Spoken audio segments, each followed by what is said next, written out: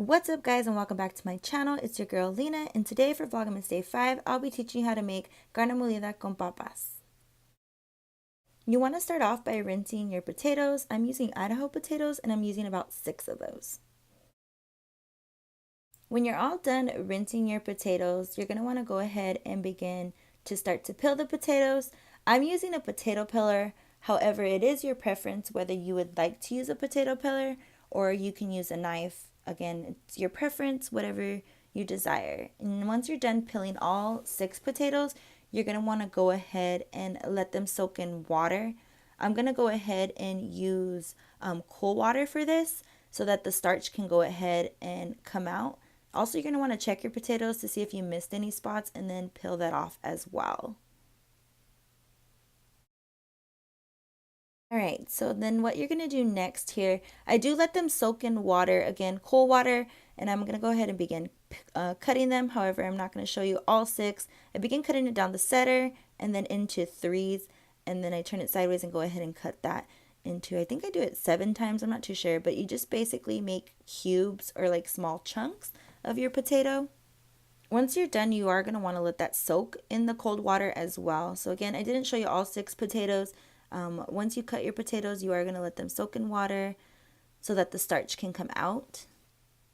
This is what you want them to look like after you're done cutting. And then this is your pot that you're going to use, just a big, decent pot that you can make a soup in. And you're going to want to go ahead and fill that up with hot water. You are going to want to fill that up about halfway. And while this is filling, you're going to go ahead and turn on your stove. That way it's getting hot. And once it's filled, you're going to go ahead and take your pot and go ahead and place it on the stove. I'm going to let my white water turn clear. Once it's clear, I'm going to go ahead and strain the potatoes. Once I'm done straining the potatoes, I am going to go ahead and add them to the pot. Once you're done adding all your potatoes to the pot, you're going to want to go ahead and add salt to them. Once you added the salt, we are going to just go ahead and let those boil. And again, you're just going to let them sit so that they can boil. You're going to want to get your saucepan ready for your ground beef. Go ahead and turn that on, let it get hot. The ground beef I'm using is 80/20. It's your preference, whatever ground beef you choose to use. Again, I'm using 80/20. And then also you're going to want to get a little bit of oil on your pan, and just a little bit of oil. And then what I do is like kind of spin it around to kind of make the oil go everywhere. And once you've gotten doing that, you're going to go ahead and put your ground beef on there. I'm using a potato smasher to smash my ground beef. Again, it's preference for whatever you guys choose. This is what I normally do when I do cook my ground beef. And then you're going to season salt, pepper, and garlic powder. Season as your little heart desires. Salt, pepper, garlic powder once again. And then you're going to just go ahead and mash that up once you put all the seasoning into it. And then you're going to go ahead and let your ground beef brown. And then you're going to check on your potatoes and just spoon them around. Quick tip, if you ever use a wooden spoon over your bowl, it won't boil over. So quick tip for you if you didn't know. And when your ground beef is almost all the way brown, you're going to go ahead and add some water. I do add a little bit of hot water to it, and then I do let that dissolve or basically go into the meat, however you want to say it. I do just let the water go away, and then once the water is all gone, you're going to want to strain your ground beef.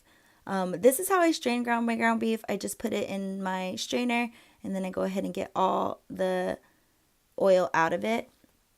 And then once all the oil is out of it, you're going to go ahead and add it directly to your boiling potatoes.